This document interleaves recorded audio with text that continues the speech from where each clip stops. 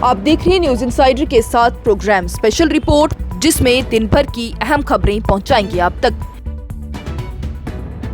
इस प्रोग्राम को आप तक पहुंचाने में हमारे साथ ताउन किया है ग्लोबल इनोवेशंस कंसल्टेंसी ने, जो कि तालीम के लिए वादी का भरोसेमंद ब्रांड है। स्टार हॉस्पिटल सनत नगर श्रीनगर ने, जहां दुनिया के बेहतरीन डॉक्टर्स हर मर्ज का शफा बख्श इलाज करते हैं। Birla open minds international school TMT Srinagar ने, सैंसो गीजर, जो कि सर्दी के मौसम में गर्म पानी के लिए जम्मू कश्मीर के लोगों का भरोसेमंद ब्रांड है। और Al Fazal tour and travels Anantnag Kashmir ने, जो हज, उम्रा और जियारत के लिए बेहतरीन खिदमत फराहम करते हैं। भारतीय जनता पार्टी को एक बार फिर से लॉलीपॉप पार्टी करार देते हुए नायब वज़ीर आला सुरेंद्र चौधरी की जानिब से बीजेपी के लीडरान की प्रेस कॉन्फ्रेंस और बयानों पर सख्त तनकीद की गई। जम्मू में आज नायब वज़ीर आला सुरेंद्र चौधरी की जानिब से नामानगारों से बात करते हुए उनके 2 दिन कबल के लॉलीपॉप वाले बयान पर उठी कंट्रोवर्सी का जवाब दिया गया। वाज़ेह रहे तो 2 दिन कबल नायब वज़ीर आला सुरेंद्र चौधरी की जानिब से बीजेपी के रहनुमा और leader of opposition Sunil Sharma को लॉलीपॉप लीडर करार दिया गया था। इस पर बाद में बीजेपी के स्पोक्स पर्सन अभिजीत जसरोटिया की जानिब से एक प्रेस कॉन्फ्रेंस दी गई थी, जिसमें वो सर पर टोपी पहने लॉलीपॉप लेकर नजर आए थे। उनकी जानिब से भी नायब वज़ीर आला और नेशनल कॉन्फ्रेंस पर सख्त तनकीद करते हुए कहा गया कि बात अगर नेशनल कॉन्फ्रेंस की और इनके घोटालों की और लॉलीपॉप की जाए तो ये शेख मोहम्मद अब्दुल्ला के दौर से ही शुरू हो जाता है। अभिजीत जसरोटिया की जानिब से लॉलीपॉप भी सामने दिखाया गया और उसके बाद टोपी को भी उतारकर लोगों के सामने रखने के वज़ीर आला उमर अब्दुल्ला के वाक़े को दोहराया गया। वहीं इन सभी चीजों के हवाले से आज एक बार फिर नायब वज़ीर आला सुरेंद्र चौधरी की जानिब से कहा गया कि बीजेपी लॉलीपॉप पार्टी है और उन्होंने कहा कि वो 11 साल से यहाँ के लोगों को लॉलीपॉप देते ही आ रहे हैं, न यहाँ के लोगों के लिए काम कर रहे हैं, बल्कि सिर्फ बातों के किले ही बनाकर सामने रख देते हैं। उन्होंने आगे अभिजीत जसरोटिया के हवाले से भी बयान देते हुए कहा कि अगली बार ऐसा लॉलीपॉप दूंगा कि ले लेकर नहीं घूम सकोगे। उन्होंने कहा कि ये टोपी जो उन्होंने पहनी है, ये जरूरी नहीं है कि वो किसी एक मजहब की टोपी है, बल्कि वो जम्मू कश्मीर के लोगों की टोपी है, यहाँ का कल्चर है और किसी के कल्चर का मजाक उड़ाने वाले वो कौन होते हैं। सिर्फ इतना ही नहीं, सुरेंद्र चौधरी की जानिब से ये भी कहा गया कि उनकी हुकूमत लोगों के लिए काम कर रही है, जबकि LG इंतजामिया की दखलंदाजियां हो रही हैं, लेकिन फिर भी वो सारी मुश्किलात और रुकावटों के बावजूद भी काम कर रहे हैं। उन्होंने कहा कि LOP सुनील शर्मा को चाहिए कि वो अपना काम अच्छे से करे, ना कि लीडर ऑफ अपोजिशन की जगह लॉलीपॉप लीडर बने रहे। सुरेंद्र चौधरी की जानिब से अपने बयान की वजाहत में ये भी कहा गया कि लॉलीपॉप देने की बात यहाँ कहावत में कही जाती है, जब किसी को गुमराह करने या फिर टाल मटोल करने की बात कही जाए तब इस लफ्ज का इस्तेमाल किया जाता है, इसका कोई और अलग मतलब नहीं होता है। कोई बोलेगा तो आप कहोगे हम आपको, मतलब मैंने कहा ना, बोलेंगे तो फिर कहेंगे जी सुरेंद्र चौधरी बोलता है। इसलिए आज आके क्या है, डिप्टी चीफ मिनिस्टर मुझे दिया है, मेरे लीडर ने जिताया है, मेरी माँ वैष्णो देवी ने, तो मेरे से छीन कर सकते हैं। एक सिक्योरिटी है ना, तो इनको हाथ जोड़ के कहता हूँ वास्ता रब का, अगर आप समझते हो कि सुरेंद्र चौधरी को सिक्योरिटी की जरूरत नहीं है, हालात बिल्कुल ठीक हैं, तो आप सारी विड्रा कर दो, मुझे एहसान करके सिक्योरिटी मत दो। अगर मेरी जरूरत है मुझे तब दो, और फिर सिक्योरिटी सबकी विड्रा करो अगर जरूरत नहीं है जम्मू कश्मीर में, चाहे वो बीजेपी की है, चाहे वो NC के हैं, चाहे वो PDP के हैं। जिन जिन लोगों को सिक्योरिटी की जरूरत नहीं है, इंक्लूडिंग मी, अगर मुझे जरूरत नहीं है सारी सिक्योरिटी विदा करिए। एक शोशेबाजी हो गई है जम्मू कश्मीर में 2 PSO लेने के, ये 2 PSO का फैशन खत्म करिए। जो लोगों की जरूरतें हैं उन जरूरतों को पूरा करने की जरूरत है, ना कि जम्मू कश्मीर को, खासकर जम्मू सूबे को तमाशे की जरूरत है। MLA डोडा महराज मलिक उमर अब्दुल्ला हुकूमत का अब तक का काम बड़गाम इंतखाबात में उम्मीदवार और बीजेपी पर नेशनल कॉन्फ्रेंस के मेंबरान पार्लियामेंट आगा राहुल्ला मेहदी का बयान आया सामने। बोले हुकूमत ने नहीं किया वो काम जो उन्हें करना चाहिए था।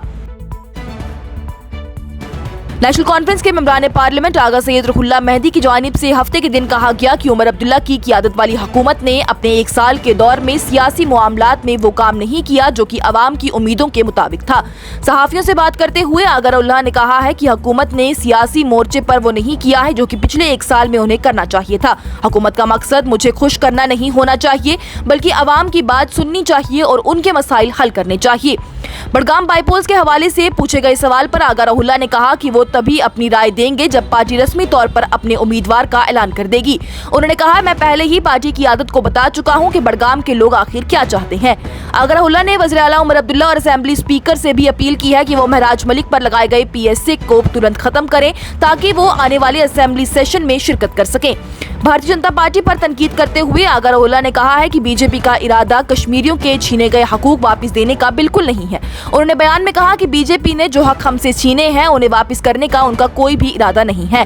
वाज़ेह रहे ज़राए के मुताबिक आगा रहुल्लाह अगले चंद दिनों में बडगाम इंतखाबात के हवाले से एक अहम और वाज़ेह बयान जारी करने वाले हैं, जिसमें वो अपनी सियासी पोजीशन और स्टांस को खुलकर बयान करेंगे।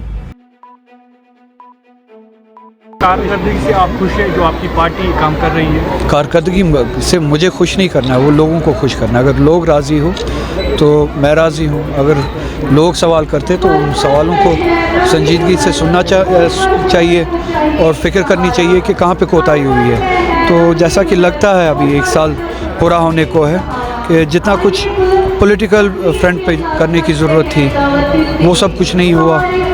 जो इंटेंट दिखाने की ज़रूरत थी, मुझे ज़ाती तो लगता है कि वो इंटेंट अभी तक दिखा नहीं। उमर अब्दुल्ला हुकूमत ने 1 साल में कुछ भी हासिल नहीं किया, ये सिर्फ कुर्सी के पीछे थे और वो उन्हें मिल गई। अवामी इत्तेहाद पार्टी का वज़ीर आला पर सख्त हमला। अवामी इत्तेहाद पार्टी की जानिब से आज एक प्रेस कॉन्फ्रेंस के जरिए वज़ीर आला उमर अब्दुल्ला की क़ियादत वाली हुकूमत पर सख्त तनकीद की गई है, ये कहकर कि उनकी हुकूमत को 1 साल मुकम्मल हुए हो गया है मगर जम्मू कश्मीर में कोई भी वाज़ेह तरक्की नजर नहीं आई। प्रेस कॉन्फ्रेंस में अवामी इत्तेहाद पार्टी के स्पोक्स पर्सन इनामुल हक ने कहा है कि उमर अब्दुल्ला ने इंतखाबात के दौरान बहुत बड़े वादे किए थे, लेकिन कुर्सी संभालने के बाद उनमें से एक भी वादा पूरा नहीं हुआ।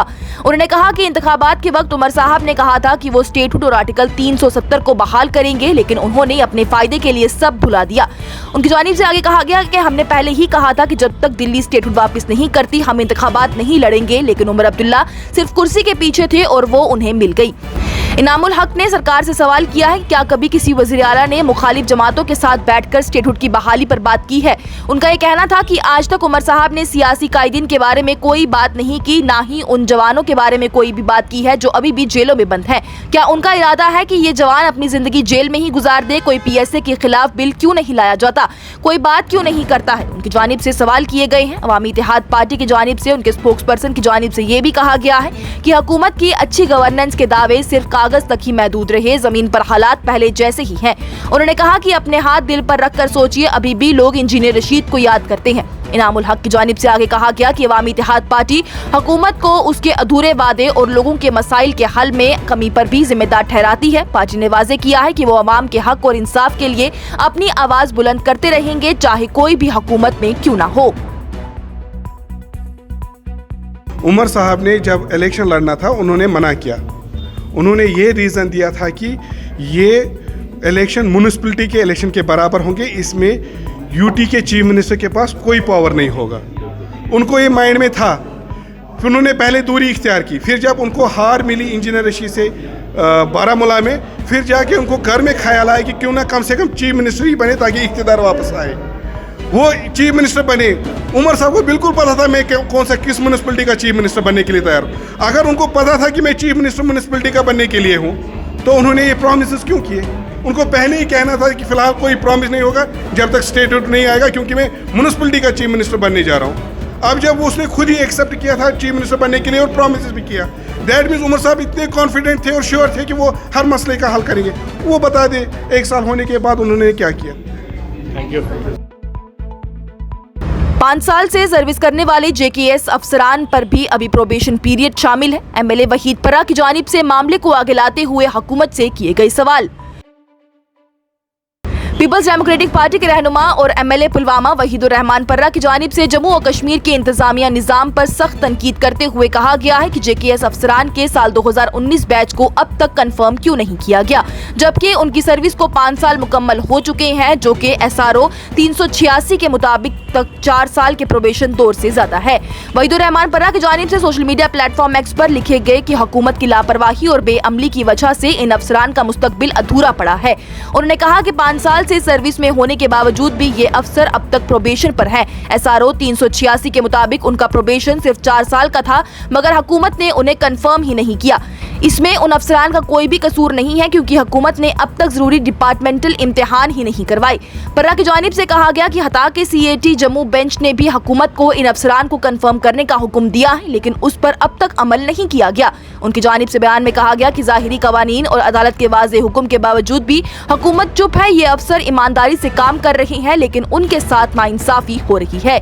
उनकी जानिब से लेफ्टिनेंट गवर्नर की क़ियादत वाली हुकूमत से भी दरख्वास्त की गई है कि वो तुरंत CAT जम्मू बेंच के फैसले पर अमल करें ताकि अफसरान का हौसला बढ़ सके। परा ने कहा है कि ऐसी तकरीर और बेअमली ने अफसरान का हौसला तोड़ दिया है। निजाम में बेएतमादी और करप्शन बढ़ता जा रहा है और ईमानदार अफसरान को सजा मिलती रहती है। मुत्तहिदा मजलिस उलेमा की जानिब से बाहर से लाने वाले ज़बाशुदा मुर्गे और गोश्त की खरीदो फरोख्त को बंद करने की अपील की गई। बोले इन चीजों को सिर्फ मकामी तौर पर ही हासिल किया जाए। मुत्तहिदा मजलिस उलेमा यानी MMU ने, जो कि ग्रैंड मुफ्ती नासिरुल इस्लाम की क़ियादत में काम करती है, आज एक अहम अपील जारी करते हुए कश्मीर के तमाम होटल और रेस्टोरेंट मालिकान से गुजारिश की है कि वो बैरूनी इलाकों से आने वाले ज़बाशुदा मुर्गे और गोश्त को खरीदना, बेचना और ग्राहकों को पेश करना बंद कर दें और इन चीज़ों को सिर्फ मकामी तौर पर ही हासिल करें। ये अपील श्रीनगर में हुए एक अहम इजलास के दौरान की गई, जिसके सदर ग्रैंड मुफ्ती नासिरुल इस्लाम ने खुद किया है। वहीं इजलास में MMU के सीनियर उलेमा और मौलवियों ने भी इस मसले पर गुफ्तगू की और कहा कि बाहर से आने वाले ज़बाशुदा मुर्गे के हलाल होने पर शक पैदा हो जाता है। ग्रैंड मुफ्ती नासिरुल इस्लाम की जानिब से कहा गया है कि उनके कई लोग और ताजरों से शिकायतें मिली हैं जो कि मुर्गे और गोश्त कश्मीर से बाहर आ रहा है वो हलाल उसूलों के मुताबिक ज़बा नहीं होता। इसलिए उन्होंने कहा कि होटल और रेस्टोरेंट वालों से दरख्वास्त है कि वो इन ज़बाशुदा मुर्गे की खरीदो फरोख्त बंद कर दें, अपनी ज़रूरत का मुर्गा और गोश्त सिर्फ मकामी तौर पर ही हासिल करें। और अफगानिस्तान के वजीर खारजा का दारुल उलूम देवबंद में गर्मजोशी से हुआ इस्तकबाल। बयान देते हुए बोले अफगानिस्तान और हिंदुस्तान के दरमियान मजीद मजबूत होंगे ताल्लुकात। अफगानिस्तान के वजीर खारजा आमिर खान मुत्तकी ने हफ्ते के दिन ही ये उम्मीद जाहिर की है कि हिंदुस्तान और अफगानिस्तान के ताल्लुक मुस्तकबिल में और मजबूत होंगे। उन्होंने कहा कि उन्हें दारुल उलूम देवबंद का दौरे के दौरान ही जो प्यार और इज्जत मिली है उनसे दोनों ममालिक के बेहतर रिश्ते की उम्मीद और बढ़ा दी है। मुत्तकी की जानिब से कहा गया है कि हम नई डिप्लोमेटिक टीम भेजने वाले हैं और उम्मीद है कि आप लोग भी काबुल का दौरा करेंगे। दिल्ली में जिस तरह का इस्तकबाल हुआ है उसने मुझे यकीन दिलाया है कि हमारे ताल्लुक और मजबूत होंगे। इन दौरों का सिलसिला अब बढ़ता रहेगा। अफगानिस्तान के वजीर खारजा अपने वफद के साथ दिल्ली से सड़क के जरिए देवबंद पहुंचे थे, जहां उनका दारुल उलूम देवबंद के मोहतमीम मौलाना अब्दुल कासिम नोमानी, जमीयत उलेमाए हिंद के सदर मौलाना अरशद मदनी और मदरसे के जिम्मेदार अफसरान ने फूल बरसाकर गर्मजोशी से इस्तकबाल किया।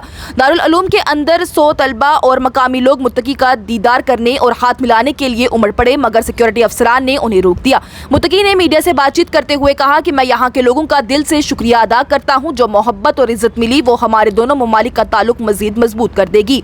वाज़ेह रहे उनके आने से पहले सिक्योरिटी एजेंसीज और खुफिया इदारों ने देवबंद में सख्त इंतजामात किए थे। अफगान एम्बेसी के अफसरान भी एक दिन पहले देवबंद पहुंचकर दारुल उलूम के जिम्मेदारों से मुलाकात की गई और तमाम इंतजाम का जायजा भी लिया गया। आज की स्पेशल रिपोर्ट में इतना ही। दीजिए इजाजत। लेटेस्ट अपडेट्स के लिए देखते रहिए न्यूज़ इंसाइडर 24/7।